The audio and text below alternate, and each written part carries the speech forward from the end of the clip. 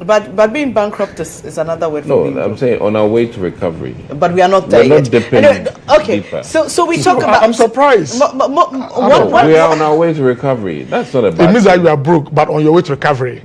Is that what you're implying? That is better pay your own... Further dipping.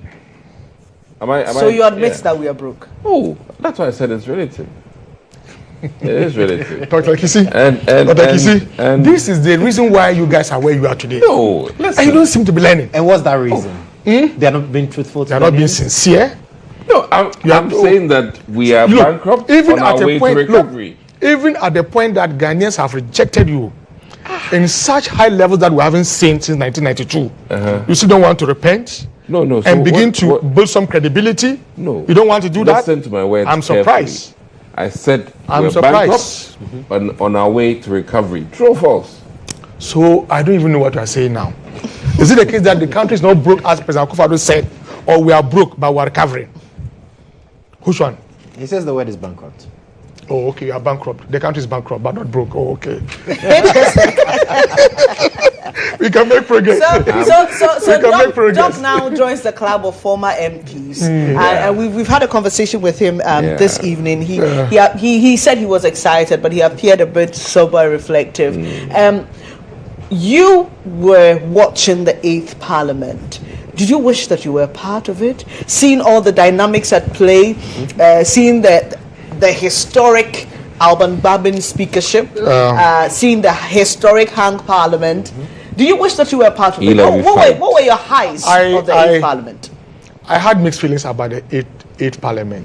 One, on the very day that elected Speaker Bagbin, I was just asking myself if, for instance, my constituency was part of the NDC seats, perhaps we would not have struggled to go through that struggle, or even the e-levy. And so there have been instances where you sit back and you watch and go like, okay, Aziz, even if you alone had won your seat back, perhaps the NDC would have had 138, and that would have reduced the NDC the NPP to 136. So those times comes with some regrets, not as a personal loss, but what you could have done, that one seat could have done to your party and the country. And so those times you felt so low and so bad about it. But sometimes you saw the blows being thrown all over, and you go like, come on, I don't want to be a part of that. This is a very decent. This is a very decent house. Then you see ministers throwing blows. You see Carlos Ahinkra run with the ballots and start chewing. I go like, what is this? He didn't shoot. What did he do? I double checked. I double checked the video. What did he do? He had his mask on, and I mean, there's no way he could have chewed with a mask. So he hid it in the mask. You know. Did you ever ask him what he did with that? You know, he ran. And then what did he do? He did a Hussein Bolt, and the Muntakas did not allow him to exit. And so those are the documentary. Muntaka told us what he did. He says ballot paper was in the mouth, so we had to hit the back of the head for the paper to come. So he faked it. It wasn't in the mouth. To answer your question, that has been a mixed feeling that I've had. Sometimes, okay, you wish you were there to just help make that change, you know. Right. And so you have that regret at the party and the state level. And then you also think that, well, I maybe God just didn't want me to be part of this chaotic parliament and stuff like that. And so my feelings have been mixed. You know. Did you at any point feel that for the opposition NDC at the time, did you at any point feel that they dragged matters too much? Let's take That's what they're supposed to do.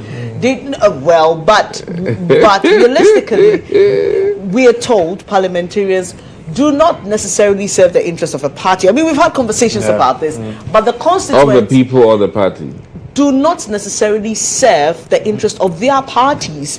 You represent the people, even though you went on a ticket of a party. So there's that confusion about who really has your allegiance or who your allegiance is sold to. So did you at any point, I mean, forget that you're an NDC person. Did you at any point think that, look, this could have I think my brothers could just let this go a bit? I'm unable to recall one incident where I thought that the minority overdragged an issue. I can't recall one. I think that on all the instances that the minority fought well, it was in the interest of the people of this country. For instance, on the issue of the e-levy. I mean, even at a point, I felt like we're even doing the NPP some favor because if the guys want to pass the e-leaving, I think it's bad. Let them pass it, and that would make them lose power. But we pushed, and from 1.5 or 1.75, they finally got 1%. And the other issue would be when the issue of the absentee MPs. I mean, the law is very clear about it. Right. But sometimes in Parliament, the subculture that is known to only a Parliament, you know, I mean, the law is very clear about it that when you absent yourself from Parliament for a number of days without the prior approval of the Speaker, you know, you automatically vacate your seat. On those issues, I think that the minority could have been very forceful to get those MPs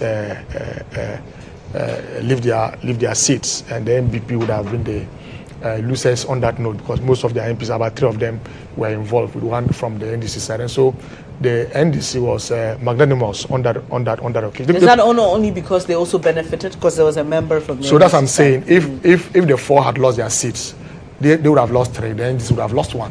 And that would have automatically made the NDC a majority caucus in Parliament.